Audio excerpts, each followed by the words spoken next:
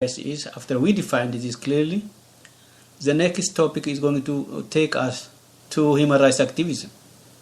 Okay, if we know our human rights, and if we are really abused, or if somebody abused our rights, we have to be active, we have to defend our human rights.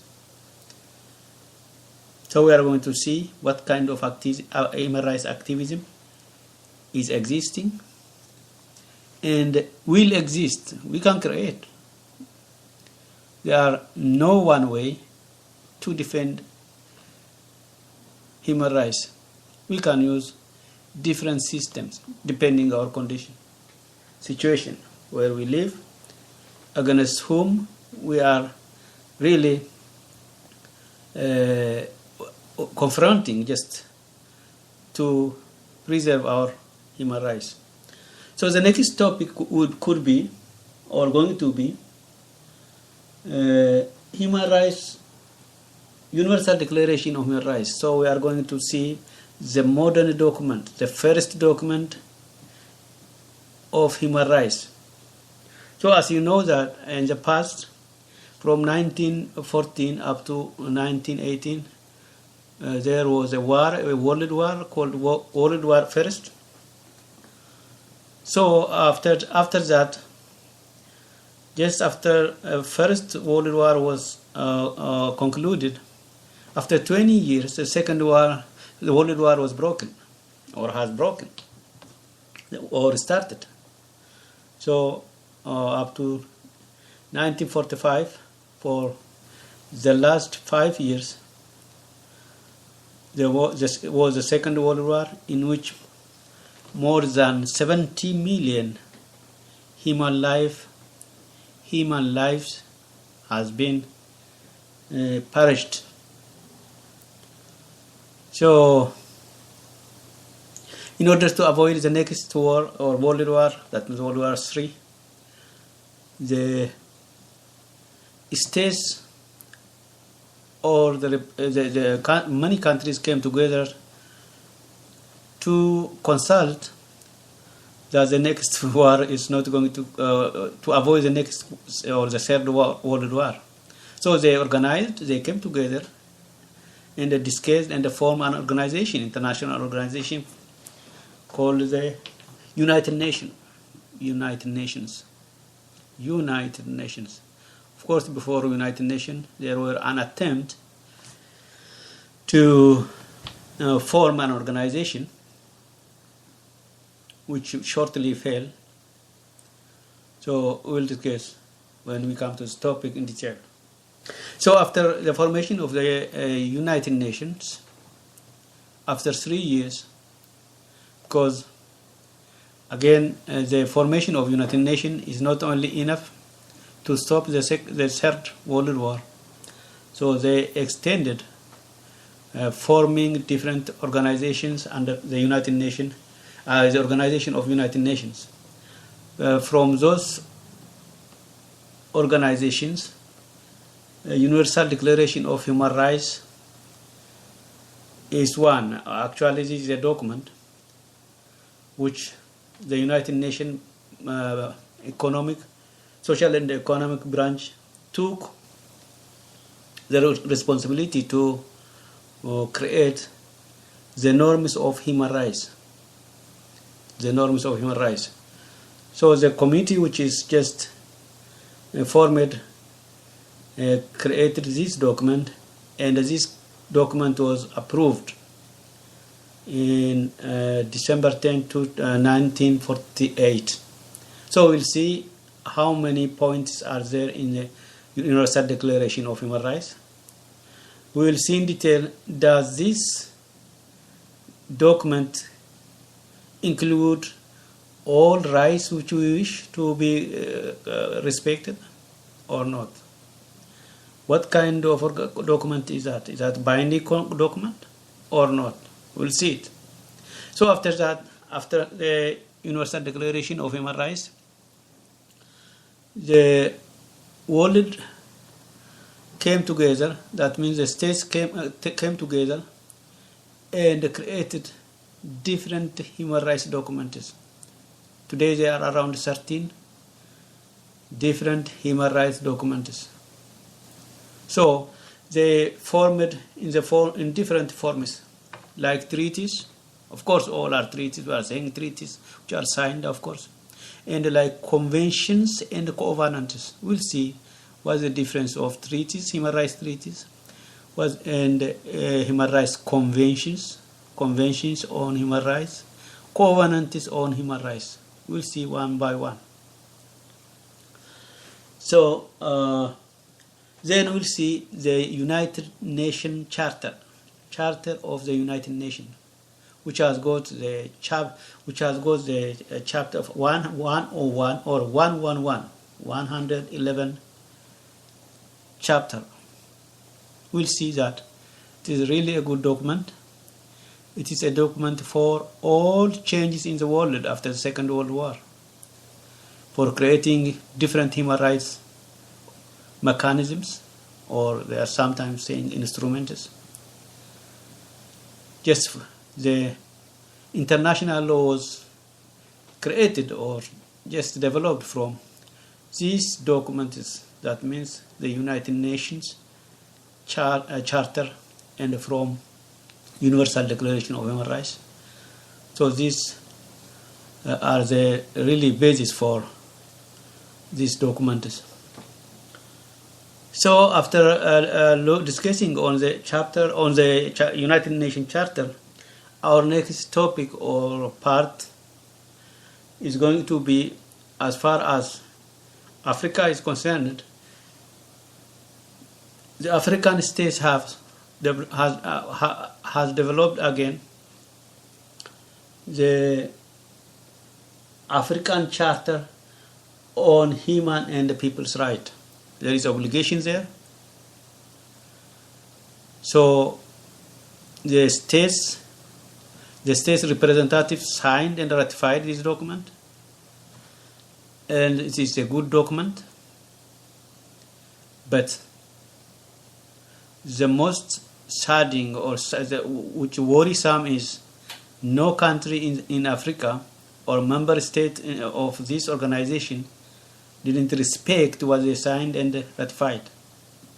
So we are going to look it one by one, and we will see who signed, who didn't sign, and those who signed, did they respect what they signed? If not, why? There is a measure there. There is a consequence there. Is really just the organization representatives applied what is written in the document or not? So we'll see one by one again.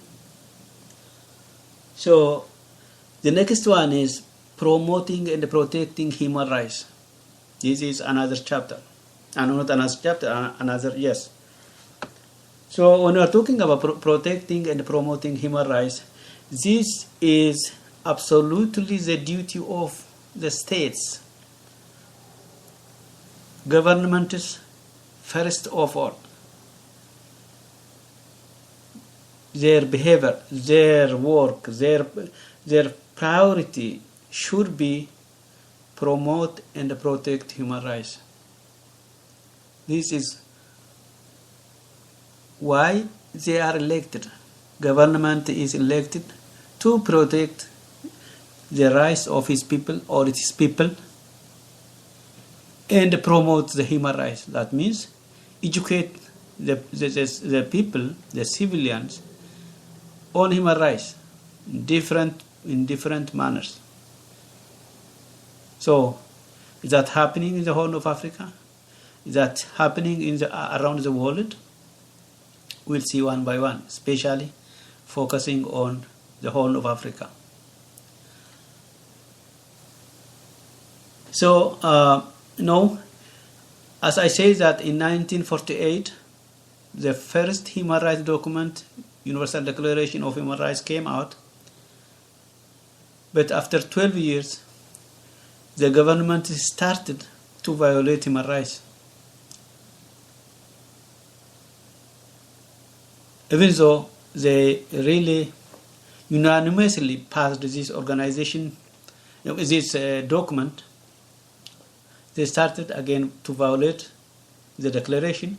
So because of that, in 1961, the first human rights organization was created by individuals, that is Amnesty International.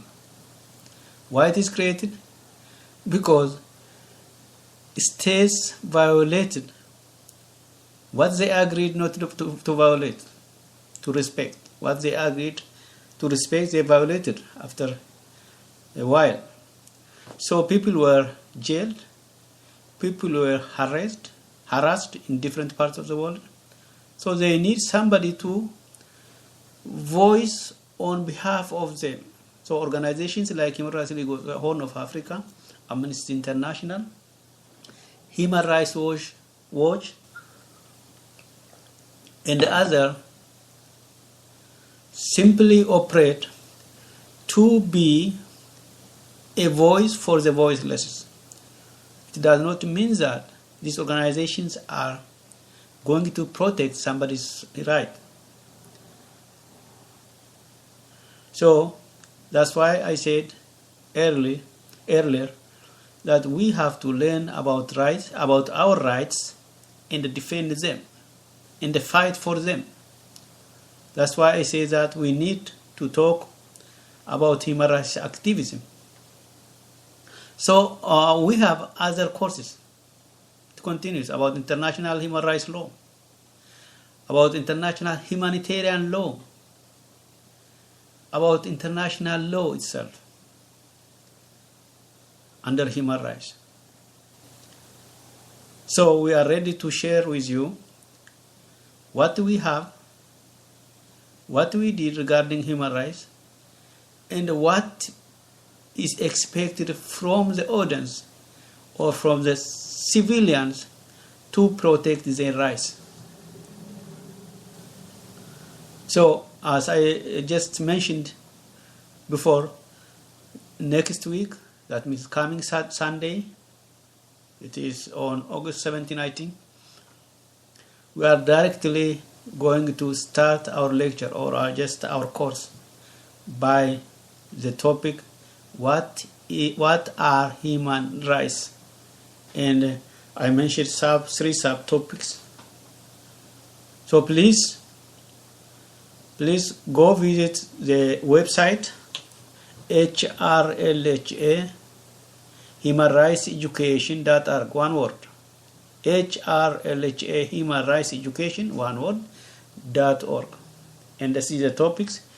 And again, I'll repeat the assignment or the homework. What are human rights? Just list down your thoughts, up to 10, and we'll discuss. So, I'm very happy to start this education. And again, congratulations for everybody. And I hope you will benefit from this session. It is really a long course, a big course. It might take us 1.5 years to complete all programs. The program is well prepared. There is no difference between this center and the classroom where the teacher is daily getting ready and stand in front of his students and teach the subject. Simply our difference is you are getting education online, but the preparation is the same. So we are dedicated to enhance awareness on human rights, especially for those people living in the Horn of Africa and disaster areas. So I will meet you. My time is almost up. I told you that for the first some days we are going to meet only for 30 minutes, and I hope in the future we might have a chance to stay together for more than half an hour. Thank you so much. and get ready